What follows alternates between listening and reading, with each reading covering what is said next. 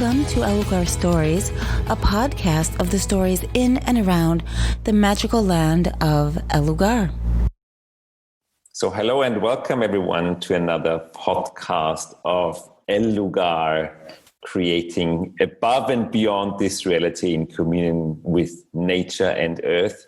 Today I'm very honored to have Steve and Chutisa Bowman as my podcast guests. Welcome, Steve and Chutisa. And we're very happy to be here with you, David. Thank you for having us, David.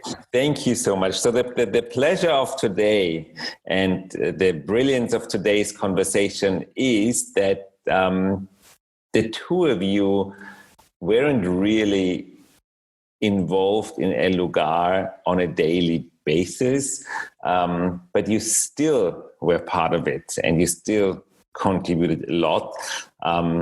And I actually would like to have a conversation with you about how you see the creation of Lugar in comparison to all the other projects that you see as business consultants doing a lot of work in this reality, a lot of creations going on. And you kind of an outside view, what is Lugar for you?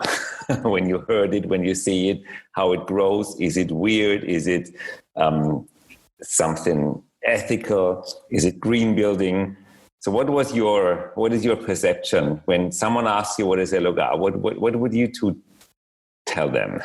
Well, let's go back one there. I mean, we're involved in lots of businesses around the world. And one of the things that I see very clearly with Lugar is it is doing what every good business should do, but most do not. And that is, it starts with a vision for the change that's required, both for the world and for people. And it's that vision that drives everything with Lugar. Most businesses will start off by saying, oh, here's a niche. Now we can fill this niche by doing this, that, and the other. No. With Lugar, it's here's the vision for what else is possible on Earth.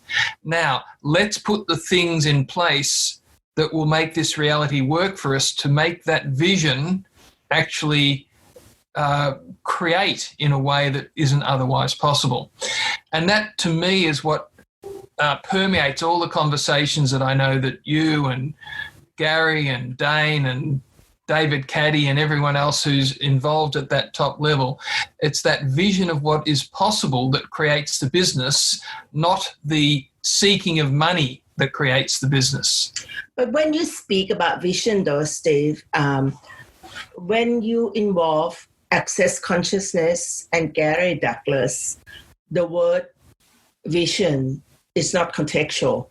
But I think, Steve, using the word vision, in this aspect, vision is beyond this reality because Gary Douglas has a big picture of things that beyond what most people can perceive and receive. And from my perspective of knowing you, knowing Gary and the people involved in this team, is that Gary has such a big vision of possibilities that that a lot of people could not even fathom or actually go to that place. And when he actualized you into this Lugar reality, you have the capacity to work with him and to receive his vision. Let's use the word vision because most people couldn't actually get into that level of what vision is. But I think you were in the question with him a lot to actually follow the energy of what he is perceiving, even though you might not be fully perceiving what he does, but you follow the energy and be the question with him all the time. What we see happening with the people involved in Lugar is they're constantly inviting Gary to articulate the energy of the vision that he has. Now, a vision doesn't mean that you can see something. A vision is the energy of what can be created. The energy of possibilities, which Gary Douglas perceived the energy of possibilities, so most people might not. So for you to be in the question with him, I sense that you're able to unpack and unlock a few possibilities from that space. And that comes, when you've been involved with the architects, when you've been involved with the site manager, David Caddy, when you've been involved with the owners of the land, the custodians of the land, the language that you've been using, that Gary and yourself in particular, David, have been using, is the language of that vision of what is possible. And that is what makes this business what all businesses should be. A good business should be about creating change in people's lives and in the spirit of the world. That's a good business. And money comes from that. So that's the big difference that I see with El Lugar than most other businesses out there. And that's one of the reasons why El Lugar will have a lasting impact on this world. I like that. Thank you so much. And thank you for also using the word vision. To give our listeners a little background information, it was Steve Bowman who actually came up with this reality statement of a mission statement, right? Every company should have a mission statement. And of course, Gary Douglas was not happy with that term. And it was you, Steve, who actually made him change his point of view. Can you share this this short and spicy story? Many years ago, I invited Gary to come along to one of the master classes that I run on advanced strategy and risk and governance.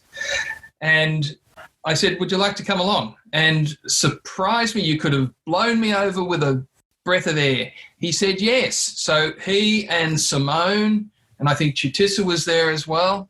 And there was me with a room of about 35 or 40 CEOs and chairs of boards from all around the country. And there was Gary sitting up the back there with a table of him and Simone and Chutisa. And a few other people. There was one or two others, I think.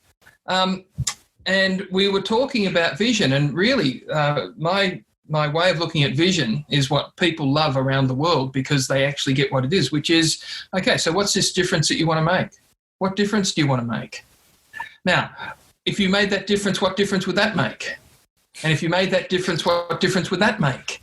And that sounds really cool. And what difference would that make? Because what that does is gets people into the energy of what else is possible without trying to get yourself bogged down into defining it in any way.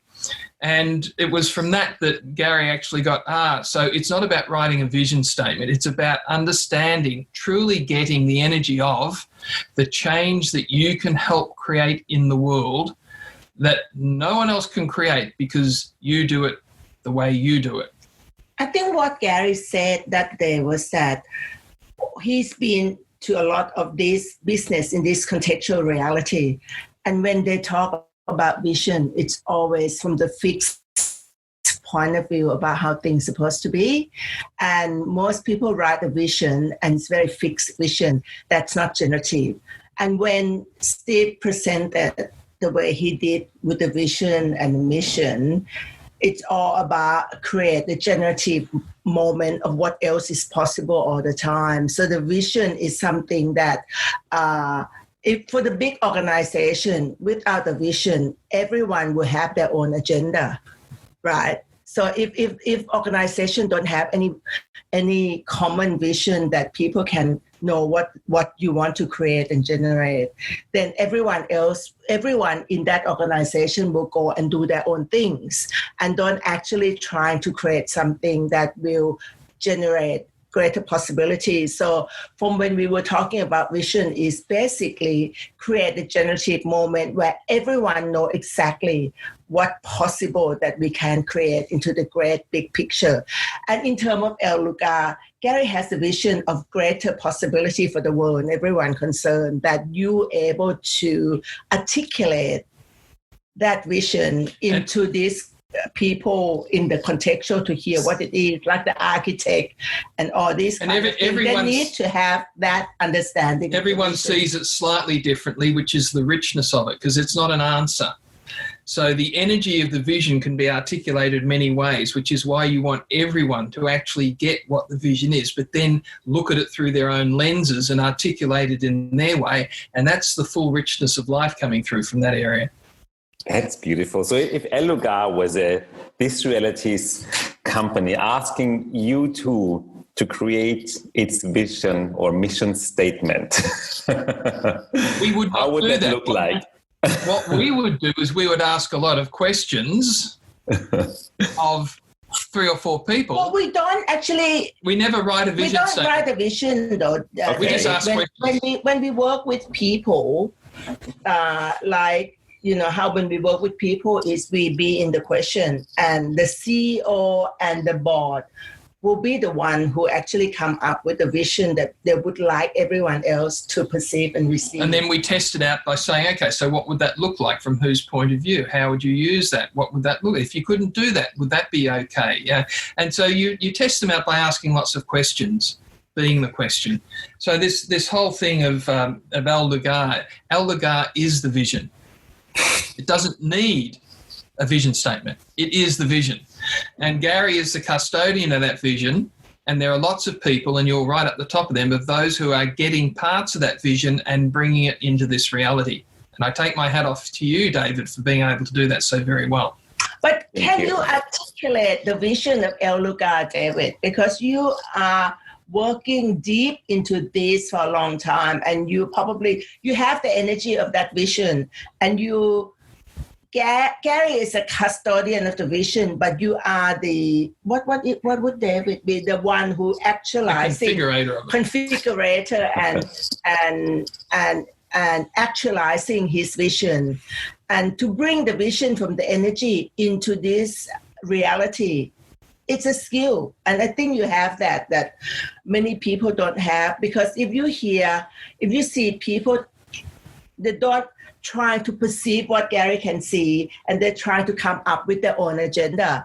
And I sense that you develop the muscle and the skill to actually be in the question, follow Gary closely, so you're not actually trying to come up with your own agenda that will be in conflict with Gary. And that in itself would have to be a work of art, because a lot of Gary's vision, unless you are in the question, you are being question, choice, possibility, and contribution, you will start coming up with your own agenda without you even knowing it, correct? Dumbing it down. Yes, exactly. Correct. That's El Lugar. It's constantly in question. Yeah, so if you look at El Lugar, the sort of things that come up that are probably part of the vision are a oneness, a communion with Earth, a gratitude for everything, and that sort of energy, that sort of vision around it, then permeates through the buildings, through the food, through the staff, through the events that are going to be held there. It's that sort of oneness with all, that communion with Earth, that gratitude for being. And I would actually take it one step further and say it's gifting and receiving with nature. And this is what surprised me all the time. And this is what Gary told me from the beginning, is that if you honor nature, if you honor our planet, the planet will honor you. And it's this simultaneous, it's this oneness with nature.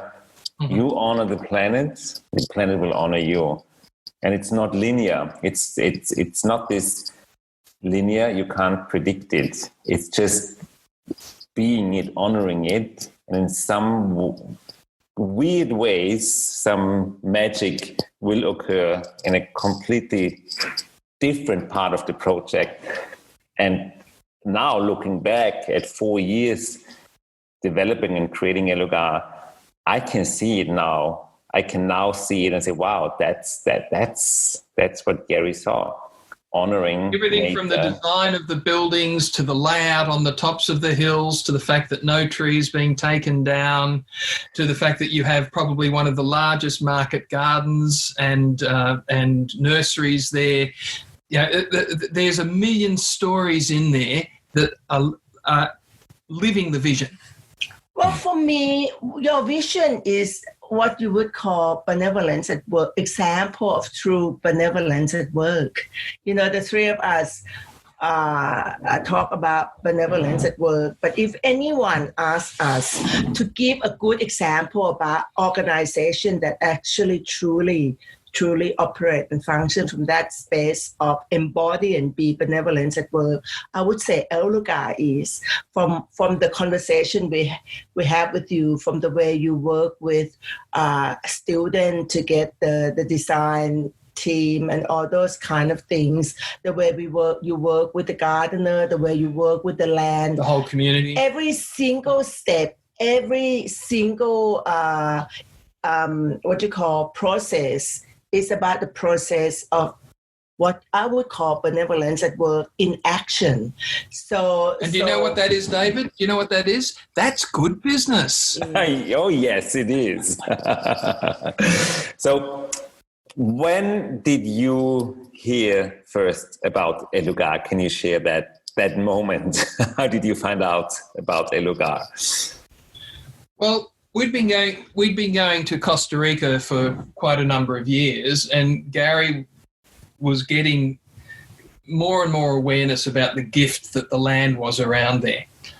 And when we first heard about El Lugar quite some time ago, Claudia when Gary sent Claudia out looking for property for years and years and years and years, mm-hmm. and when she came back with this one, and Gary was so excited about this place, and then the whole story, super excited, fundraising and all those sort of things, and about how he was willing to let the land go because the thing about money and raising money, but the land wanted him. So that in itself is just a story that beyond this reality, that the owner was willing to be gifting and receiving. Well, the owner was willing to be the custodian of the land for Gary until Gary was ready. Wow, that's nice. And we have him lined up. We want to interview him with a translator on one of our podcasts to find out more about the history of El Lugar and his family, who owned the land for the last 70 years. And we might find out in that podcast who owned it before. So there is more to come about El Lugar, and more stories to share and more awarenesses to share. Thank you so much for being my guest today. And thank you so much also for contributing to El Lugar. I think there's one last thing I would like to mention. We just launched the El Lugar loan bonds, and I want to take this opportunity to let the world know that the El Lugar loan bonds were actually the result of a conversation Steve, Chutisa, Gary and myself had long ago about Sharia compliant financing, Islamic banking, a banking system where you don't charge interest. And out of that conversation, I think it was you, Chutisa, who raised the question. So all of these Arabic Islamic financing and looking at all the aspects of that, what can we create for El Lugar? Having this information now. And 10 minutes later, Gary came up with the El Lugar loan bond. So thank you from El Lugar. Thank you from everyone involved. So glad to be a contribution. So glad to be a contribution. You are an amazing contribution. Thank you so much from everyone involved. Everybody loves it. Everybody's excited. And it created that that demand was out there. The demand to be part of El Lugar at an affordable rate, where everybody involved kind of, they're wishing well for everyone, because it's a benefit for everyone involved, beautifully put into place. So thank you for having created that, and thank you for having asked that question, Chutisa. This is amazing. This is how a question can change the world. Awesome. Thanks for having us. Thanks, David. Bye. Thank you so much. And good evening to Melbourne. Thank you. Bye-bye.